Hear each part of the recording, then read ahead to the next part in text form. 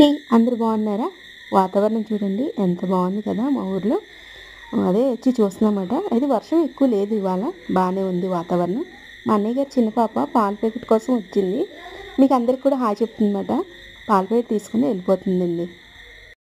ఇది పాల ప్యాకెట్ తీసుకుని వెళ్ళిపోతుందన్నమాట. మీ అందరికి హాయ్ చెప్పేసి పాపం అక్కడి నుంచి ఇంకా తిరిగి చూస్తుంది అత్త వెళ్ళిందా లేదా అని.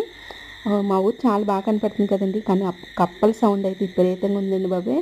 వర్షం పడలేదు కానీ కప్పల సౌండ్ ఉంది.